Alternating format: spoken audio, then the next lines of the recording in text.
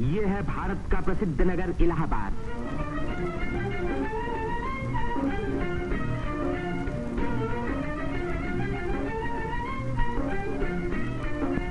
यहीं पहल उत्तर प्रदेश में एक विश्वविद्यालय की स्थापना हुई। इसी वजह से ये नगर उत्तर प्रदेश की शिक्षा और सभ्यता का केंद्र माना जाता है। पंडित मदन मोहन मालवीय, पंडित गोविंद वल्लभ पंत और अनेक प्रतिभाशाली व्यक्ति इसी विश्वविद्यालय की देन हैं, जिन पर आज देश को गर्व है। ये है हमारे प्रधानमंत्री पंडित जवाहरलाल नेहरू का निवास स्थान, आनंद भवन। भारतीय राजनीति का ये एक प्रमुख केंद्र रहा है। इस नगर को तीर्थराज प्रयाग भी कहते हैं। यहीं गंगा और जमुना का संगम है। इसी संगम में गुप्त सरस्वती नदी भी आकर मिलती है। इसीलिए इस स्थान को त्रिवेणी संगम कहा जाता है। त्रिवेणी बहुत पुराने जमाने से भारत का एक पवित्र स्थान माना जाता है। सृष्टि की रचना की शक्ति प्राप्त करने के लिए यहाँ ब्रह्मा ने यज्ञ और तपस्या की। लक्ष्मी की प्राप्ति के लिए विष्णु ने भी यहीं तपस्या की। यहीं स्नान करके भगवान शंकर ने त्रिपुर राक्षस के वध करने की शक्ति प्राप्त की और यहाँ महात्मा बुद्ध ने संसार को सत्य का संदेश भी सुनाया। समुद्र मंथन के बाद जयंत के अमृत का घड़ा लेकर जाते समय एक अमृत कण छलक कर यहाँ गिरा और तभी से इस स्थान पर कुंभ मेले का महान पर्व आरंभ हुआ। इस वर्ष भारत का सबसे बड़ा कुंभ मेला इसी स्थान पर हुआ। इस मेले में लगभग 1 करोड़ व्यक्ति त्रिवेणी में स्नान करने के लिए आए। सदियों की गुलामी के बाद स्वतंत्र भारत का ये पहला कुंभ मेला था। त्रिवेणी में स्नान करके तन, मन और आत्मा को शुद्ध करने के लिए ही यात्रियां आते हैं। योगी और सन्यासी, गरीब और अमीर सभी प्रकार के लोग यहाँ इकट्ठे होते हैं। कुंभ मेले के मौके पर देश के नर नारी एक दूसरे के धार्मिक विचारों से परिचित होते हैं। धार्मिक संस्थाएं योगी और सन्यासी यौगिक क्रियाओं को दिखाते हैं।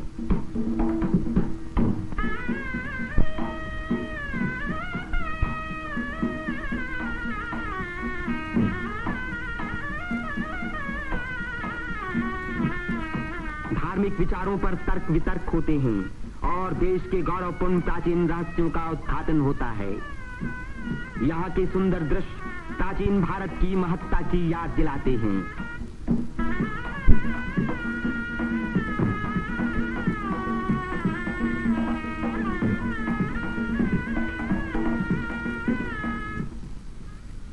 मेले के धार्मिक रूप के अलावा उसके दूसरे दृश्यों में सुंदरता और स्वतंत्रता का रंग चमक रहा था। रंग बिरंगी चूड़ियां, देवी देवताओं की मनमोहिनी मूर्तियां,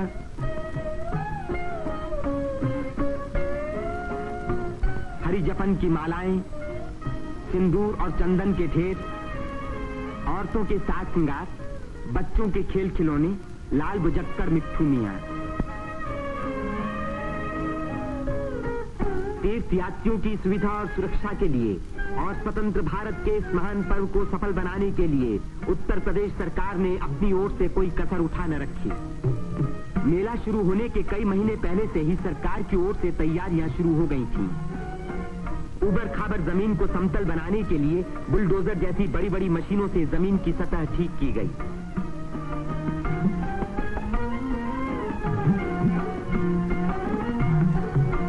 गंगा जी ने अपना किनारा 15 से 30 फुट गहरा काट दिया था, जिसके कारण यहाँ स्नान करना असंभव था। बुलडोजरों ने इन किनारों को सपाट बनाया, जिससे तीर्थयात्री यहाँ सकुशल स्नान कर सके। जिस काम को 1000 आदमी 3 महीने में खत्म नहीं कर सकते थे, उसी को 6 बुलडोजरों ने 15 दिन में पूरा कर दिखाया।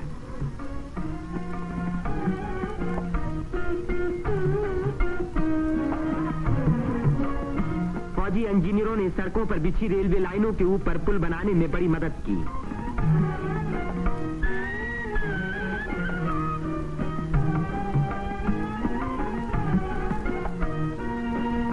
इससे रेलों के आने जाने के समय भीड़ सड़कों पर कभी न रुकी, बल्कि लगातार त्रिवेणी की ओर बढ़ती रही।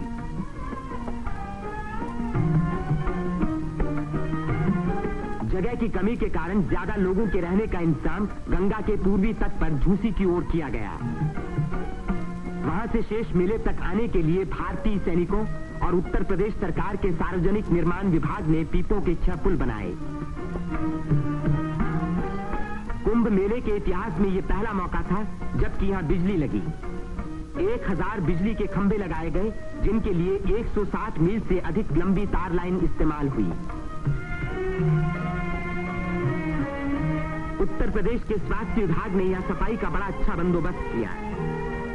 चारों तरफ मशीनों से लगभग 250 मन डीडीटी का भारी छिड़काव किया, जिसके कारण मेले में मच्छरों व मक्खियों का नामो निशान बाकी न रहा। मेले के आरंभ से ही सरकार ने हैजे के टीके लगवाने का प्रबंध किया। यात्रियों को सलाह दी गई कि वे मेला क्षेत्र में आने से पहले टीके लगवा लें। कदाचित इसी व्यवस्था के कारण मेले के मौके पर कोई भी रोग नहीं फैला। इतनी भारी भीड़ भाड़ के मौके पर आमतौर से दुर्घटनाएं हो जाया करती हैं। इन दुर्घटनाओं का सामना करने के लिए उत्तर प्रदेश सरकार ने चिकित्सा एवं स्वास्थ्य विभाग की एम्बुलेंस गाड़ियों से घायल और बीमार यात्रियों को तुरंत अस्पताल पहुंचाने का पूरा प्रबंध किया। 9 अस्थायी अस्पताल देरों में खोले गए, जिनमें 228 रोगियों को रखने का इंतजाम था। गरीब रोगियों को खाना मुफ्त में दिया गया। राशनिंग विभाग ने यात्रियों की सुविधा के लिए यहां आटा, शक्कर, मिट्टी का तेल और अन्य जरूरी सामान का भारी स्टॉक जमा किया, जिससे इन चीजों की कीमतें न बढ़ पाईं। इसी प्रबंध के कारण हर व्यक्ति को सस्ते मूल्य पर अपनी इच्छा का खाना मिल सका।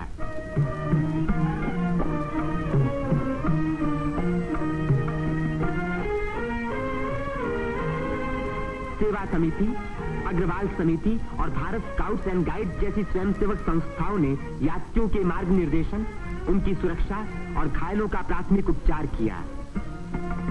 पुलिस यात्रियों के संचालन का कार्य करती रही। आने जाने के लिए अलग रास्ते रखे गए। भीड़ को काबू में रखने के लिए चलते फिरते वायरलेस सेटों का इस्तेमाल किया गया।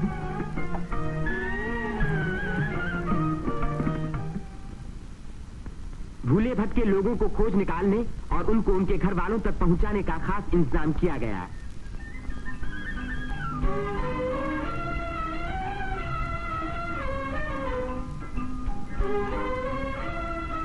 मेले में लाउड स्पीकरों का एक जाल बिछा दिया गया, जिससे भटके हुए लोगों का नाम पुकार पुकार कर उनको एक स्थान पर इकट्ठा किया गया।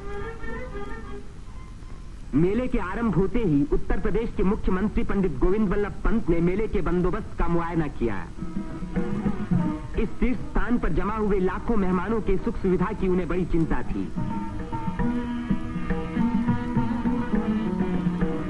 उन्होंने नाव पर सवार होकर घाटों का निरीक्षण किया।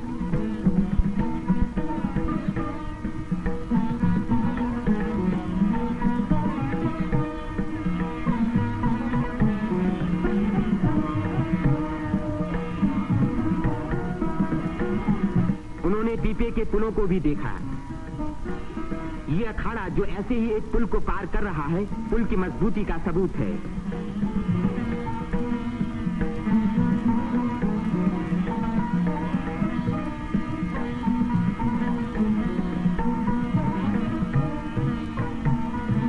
हमारे प्रधानमंत्री पंडित जवाहरलाल नेहरू ने भी मेले के इंतजाम का निरीक्षण किया।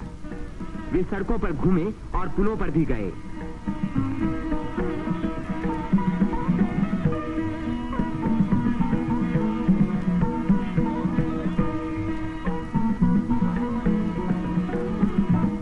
अन्य स्थानों को भी देखा भाला।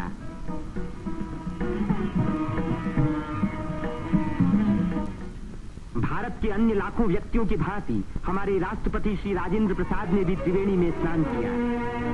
इस दिन अपार जन समूह यहां इकट्ठा था।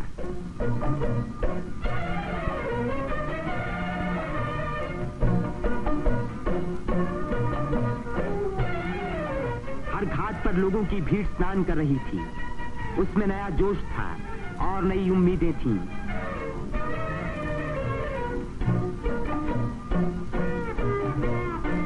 ये दृश्य जाहिर कर रहा था कि इस भीड़ की महान रचनात्मक शक्ति के कारण देश का भविष्य उज्जवल है। उसकी इसी शक्ति के कारण हमारी उन्नति के बड़े से बड़े कार्य अवश्य सफल होंगे। जिस स्थान पर मनुष्य और देवताओं ने यज्ञ किए और भविष्य का संकल्प किया, उसी स्थान पर इन नर नारियों ने आज भारत को फिर से बलवान और सुखी बनाने की प्रतिज्ञा की और भारत की स्वतंत्रता को अमर रखने के लिए अपने शरीर में एक नए प्राण को जन्म दिया।